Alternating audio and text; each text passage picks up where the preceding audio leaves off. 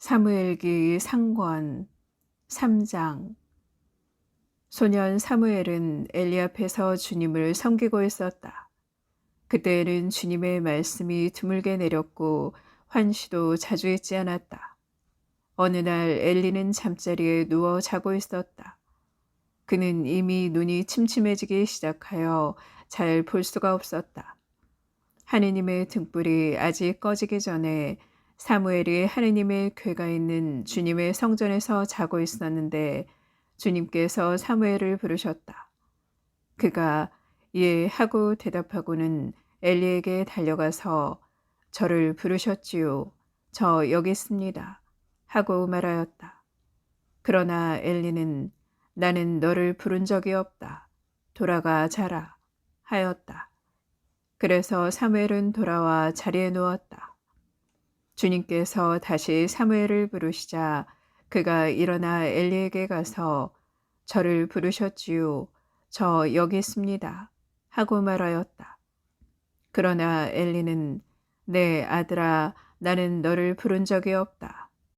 돌아가 자라 하였다.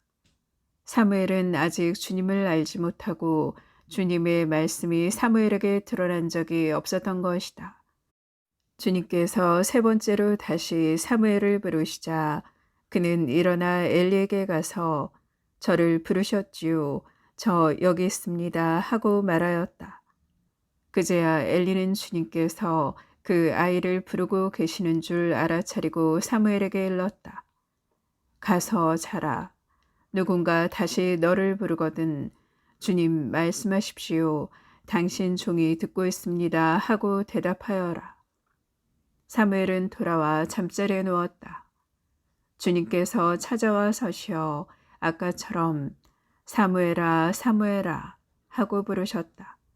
사무엘은 말씀하십시오. 당신 종이 듣고 있습니다. 하고 말하였다. 그러자 주님께서 사무엘에게 말씀하셨다.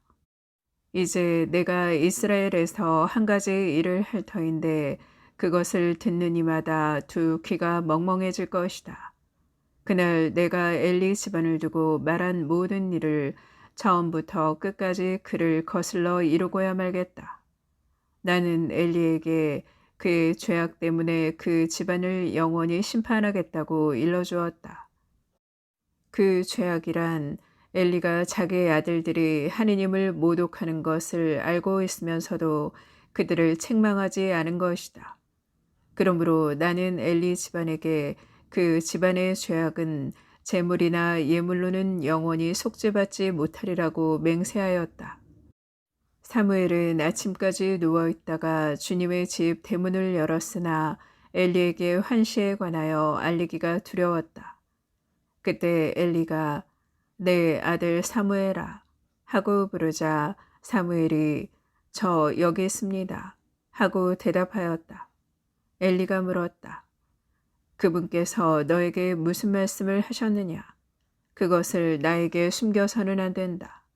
하느님께서 너에게 하신 모든 말씀 가운데 한마디라도 나에게 숨기면 그분께서 너에게 벌을 내리시고 또 내리실 것이다. 사무엘은 엘리에게 모든 것을 숨김없이 털어놓았다. 그러자 엘리는 그분은 주님이시니 당신 보시기에 좋으실 대로 하시겠지 하고 말하였다. 사무엘이 자라는 동안 주님께서 그와 함께 계시어 그가 한 말은 한마디도 땅에 떨어지지 않게 하셨다. 단에서 부엘을 세바에 이르기까지 온 이스라엘은 사무엘이 주님의 믿음직한 예언자라는 사실을 알게 되었다. 주님께서는 실로에서 거듭 나타나셨다. 주님께서 실로에서 주님의 말씀으로 사무엘에게 당신을 드러내신 것이다. 사무엘기 상권 4장. 그리하여 사무엘의 말은 그대로 온 이스라엘에 전해졌다. 이스라엘은 필리스테아인들과 싸우러 나가 에벤 에제르에 진을 치고 필리스테아인들은 아펙에 진을 쳤다. 필리스테아인들은 전열을 갖추고 이스라엘에게 맞섰다. 싸움이 커지면서 이스라엘은 필리스티아인들에게 패배하였다. 필리스티아인들은 벌판의 전선에서 이스라엘 군사를 4,000명 가량이나 죽였다. 군사들이 진영으로 돌아오자 이스라엘의 원로들이 말하였다.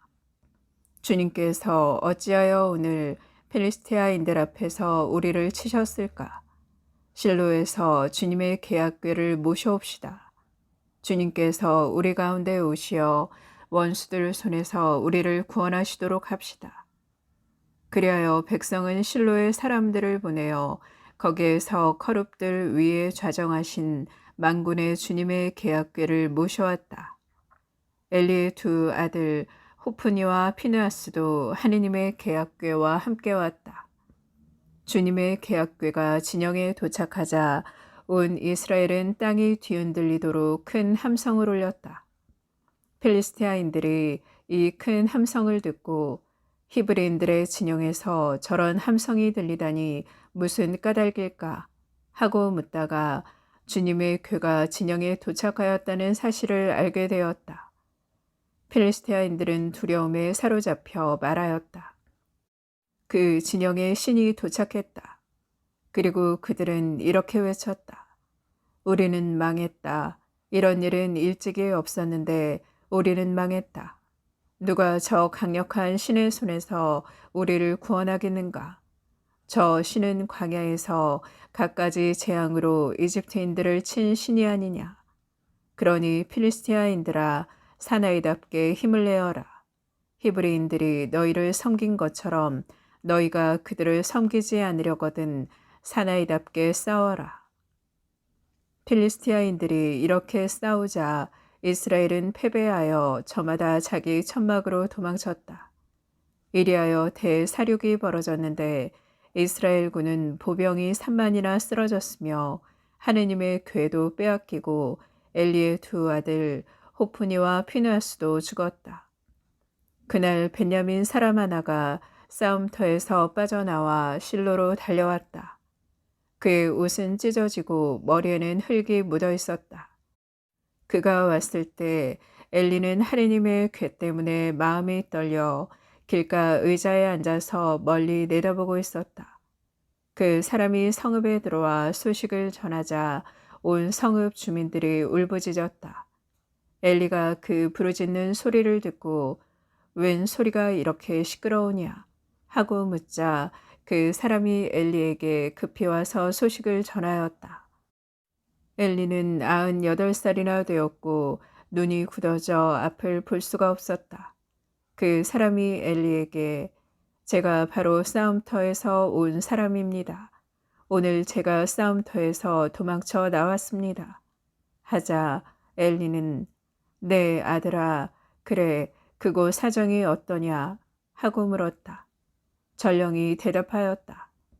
이스라엘은 필리스티아인들 앞에서 도망쳤고 군사들이 대학살을 당하였습니다. 사제님의 두 아들 호프니와 피느하스도 죽고 하느님의 궤도 빼앗겼습니다.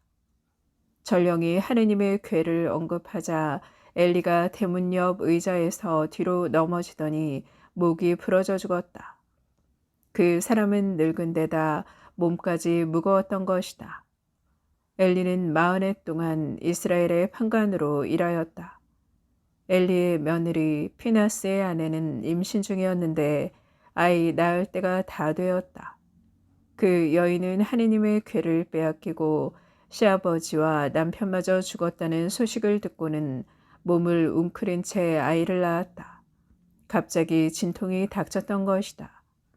여인이 숨을 거두려 할 때 그를 돌보던 여자들이 아들을 낳았으니 걱정 말아요 하고 일러주었다. 그러나 여인은 그 말에 대꾸도 하지 않고 마음도 두지 않더니 영광이 이스라엘에서 떠났구나 하면서 아이를 이카봇이라 하였다. 하느님의 궤를 빼앗기고 시아버지와 남편마저 죽었기 때문이다. 그 여인은 하느님의 궤를 빼앗겼기 때문에 영광이 이스라엘에서 떠났다 하고 말하였다.